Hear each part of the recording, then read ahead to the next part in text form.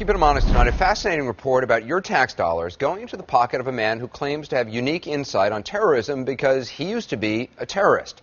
Walid Shubhat is his name. He claims to have bombed an Israeli bank, been a member of the PLO who attacked Israeli soldiers, and grew up a devout Muslim who hated Jews.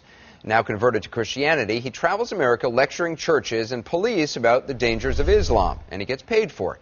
His books have titles like God's War on Terror, Satan's Footsteps, and Why I Left Jihad. They were big sellers where we found Shubhat speaking at the South Dakota Conference on Homeland Security. He was there addressing more than 300 police officers and first responders. His message was American Muslims need to be profiled. All Islamic organizations, from doctors to engineers to students, ought to be investigated, and mosques in the U.S. should be considered terror centers, not houses of worship. He says terrorism and Islam are inseparable. You want them to say that Islam was hijacked. It was not hijacked. Islam is Islam is Islam. Well, full disclosure, at one time or another, C.N.N. and other networks have turned to Shubhat for his perspective on the war on terror, an apparent look from the inside. But keeping him honest tonight, we're discovering that Walid Shubhat's story just doesn't seem to add up. Here's CNN's Drew Griffin of CNN's Special Investigations Unit. I think we are at war with Islamic fundamentalism and Islamism, which stems from Islam. You know, no historian can deny that Islamists basically invaded Christendom. Walid Shubhat's message is the epitome of good versus evil. He has an advertised pedigree that makes him an expert. Islamic terrorist turned ultra-conservative Christian. A U.S. citizen because his mother is American, he is a darling on the terror circuit, the church and university circuits, and yes, he believes the war on terror is a holy war. He portrays himself as a man converted and on a mission. Once a Jew-hating, bomb-throwing terrorist, now a devout Christian convert warning the world, Islam is out to destroy you. That's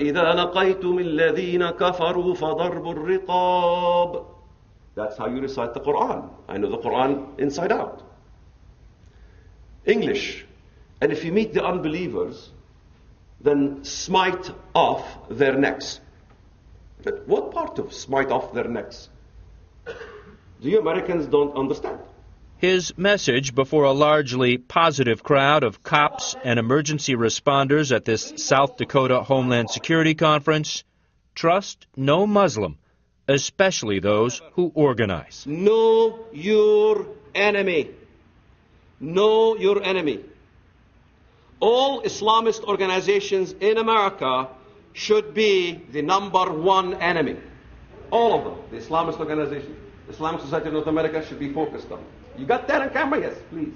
He is being paid $5,000 plus expenses to speak here with your tax dollars.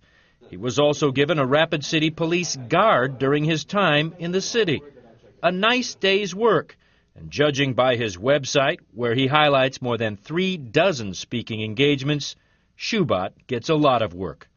Being a terrorism expert has become a cottage industry since 9/11. The Department of Homeland Security has spent nearly $40 million on counterterrorism training just since 2006. DHS doesn't keep records on how much is spent just on speakers. But some of the so-called experts who go around the country teaching, and in some cases preaching, about terrorism and the dangers of Islam are not quite what they seem. People, it turns out, like Walid Shubhat. The first thing I want to ask you is, what was the purpose of your talk this morning to these cops and emergency responders here in South Dakota? Well, being an ex-terrorist myself is to understand the mindset of the terrorist, #1. An ex-terrorist. It's Walid Shubhat's claim to fame. A terrorist, a PLO member, who bombed a branch of an Israeli bank in Bethlehem Square, throwing a firebomb on the bank's roof. The problem with the story, with a lot of Shubhat's stories, there's no evidence for them. And despite CNN's many requests, neither Shubhat nor his business partner have provided us with any. Bombings in Bethlehem Square, you specifically said you threw... The bank was in the Bethlehem Square. You threw explosives. Yes, I did. On top of that bank. Yes, I did. No record. CNN's Jerusalem bureau went to great lengths trying to verify Shubat's story, finding the general location where the branch of Bank Leumi once stood, but not finding anyone who could remember a bombing. We contacted the bank headquarters in Tel Aviv, asking officials to search records. No records found. And Israeli police found no record anyone ever threw a bomb at the branch of the bank. Why would the bank not have a record? Why would the Israeli police not have a record? Why would the Israeli police not have a record? I don't know. I mean, I don't know where you check, what dates, all these things. There's another part of his story that doesn't check out. Shubat says he was arrested and spent 2 weeks in an Israeli prison. There's no record of you being in prison. I think there'd be at least an arrest record. They held you for 2 weeks. Wouldn't the United States know you were in prison if you were a U.S. citizen? Well, how about me and you go to the Muscovia prison and extract the records? The records are there. Okay. Would you be willing to do so? We did, and the Israeli detention center could find no record of detaining anyone with the name Walid Shubat. Yeah. You obviously can see why people are critical of your claims. There's a whole lot of gaps in your story. There's no gaps at all. We don't have a bank bombing. And we don't have a terrorist, because it turns out Walid Shubat, even on his own admission, was never charged. I was in prison for a few weeks. Was there a charge? No, I was a U.S. citizen, remember? I was born by an American mother. The other conspirators in the act ended up in jail. I ended up being released.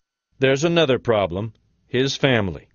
In the neighborhood where Walid Shubat grew up, relatives say he was just a regular kid. And Daoud Shubat, who says he is Walid's fourth cousin, goes even further. There were only 2 banks in Bethlehem district, and they are Bank Leumi and Discount Bank.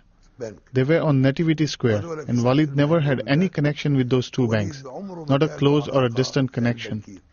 I tell you, this is out of experience. I am one of the people who are considered a responsible man in the area of Bethlehem or Beth Sahur.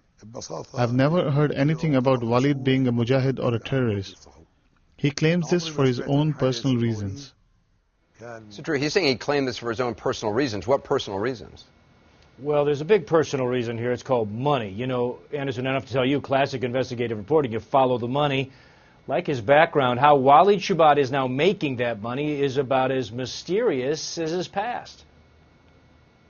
Yeah. The Walid Shubat Foundation, is that a charity? Walid Shubat Foundation is part of the FFMU. And what does the FFMU do? Basically, we're in the information, and we do speaking, and we do also helping Christians that are being persecuted in countries like Pakistan. And we help Christians who are suffering all throughout the Middle East. And how do you do that? None of your business. It's clear Walid Shubat does not like tough questions. It's a stupid question. He became even more defensive when we began asking about his foundations, his tax-exempt status, and all the money he is making. He has turned what some might call hate speech into a career, trading on his past to advise law enforcement officials and religious groups about the threat of Islamic radicals. He says he was a Palestinian terrorist jailed by the Israelis, but it's a life story based on very little evidence. But it sure pays well. Tax records filed by his business partner reveal his speaking engagements earned more than $560,000 in 2009. So why the skepticism? If somebody collects $500,000, you think it goes to my pocket? It's absolutely untrue. Like his answers, his tax return is vague on specifics, and his various businesses and foundations, well, that's vague too. How much do you get paid for these speaking engagements? Not that much. Probably, if you look at my salary, I make like probably what a gas station makes, what a garage makes. I mean, everybody thinks I'm just raking in the dough, which is absolutely incorrect. The business, in fact, Shubat leaves up to his manager, Keith Davies, who was down the hall selling Shubat's anti-Islam books. When CNN had specific questions about the business, like perhaps the names of the high-ranking generals and experts he said are on his board of advisors, well, Shubat said, get the names from Davies. Walid said that you would be able to tell us about your advisory board. You guys said you have generals and other high-ranking officials. Correct, yeah. Can you tell us who they are? Off the top of my head, yes. Let me see. I'm trying to think. The name's gone blank. They'll come back to me in a second. Major General I can't remember the name. Four-star, there's a 3-star general of the Air Force, Irish name, Thomas. I usually know these off by heart and straight up. Davies did come up with one name, a pilot, but no contact details despite repeated requests from C.N.N. We made calls to the individual anyway, but he never called us back. The group's public tax forms lists only Davies and a real estate developer as board members, both with the same address. Shubhat and Davies run several foundations and 3 websites that are all linked. A confusing model, considering the group's tax returns for the past 4 years contain very little information. In fact, while Shubhat has a foundation bearing his name, no tax forms could be found on public sites. Davies said they are merged together. The other question Wally said I should ask you is about the money. We won't. You don't ask anybody else here about the money. Well, you have all these foundations, and I'm trying to find out where this money goes in terms of charity. What is the foundation? Well, most of the money is used to help persecuted Christians in the Middle East that the media doesn't want to talk about. I'll talk about it if you can give me any information about. Yeah, we have a website that you can have all the information about what we do on our website. It's rescuechristians.org. I read that. It's very unspecific as to what exactly is going on, where the money is going. Keith, I got to ask you, because I do a lot of this type of reporting on charities, organizations that collect money for various funds. Everything is not very transparent.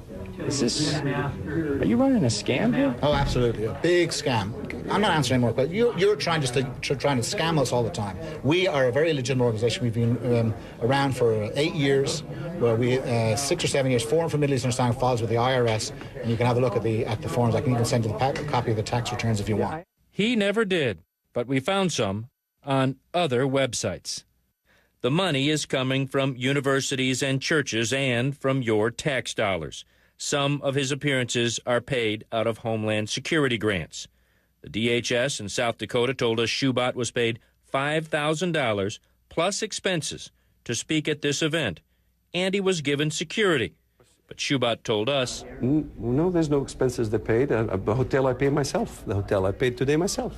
The bigger question may be why Walid Shubhat is in South Dakota teaching a bunch of cops about Islamic terrorists, a state that has so few Muslims. The local newspaper here in Rapid City says only a couple of dozen live here year-round. Jim Carpenter is South Dakota's Homeland Security Director.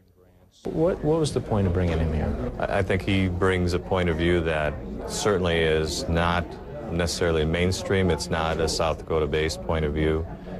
He brings in commentary about living and being raised as a Muslim and then converting over to Christianity. So why would someone's religious conversion be important to a Homeland Security conference in Rapid City, South Dakota?